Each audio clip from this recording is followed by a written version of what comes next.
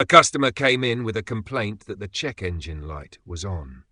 To start diagnosing the problem, I connected a scan tool to the vehicle, which revealed the code 2EF4, Thermostat MAP Cooling. Using the scan tool, I monitored live engine data while the engine was running. The results showed that the engine's operating temperature was below the manufacturer's specifications, indicating a potential issue with the cooling system. I began by visually inspecting the cooling system components, including the coolant level, belts, and hoses.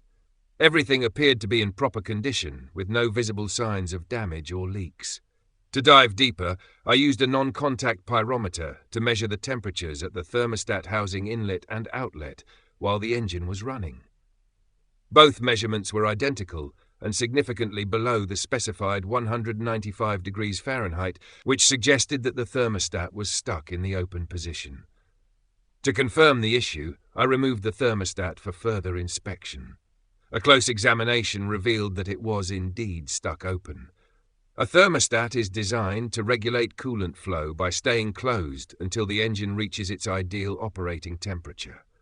Once the proper temperature is achieved, the thermostat opens, allowing coolant to flow through the radiator to prevent overheating. A stuck-open thermostat disrupts this process, causing the engine to run too cool. This can lead to increased fuel consumption, higher emissions, and suboptimal performance. I replaced the defective thermostat with a new one, ensuring proper operation of the cooling system. After installing the replacement, I cleared the error codes with the scan tool and took the vehicle on a road test to verify the repair.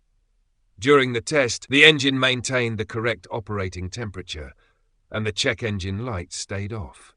No further fault codes appeared.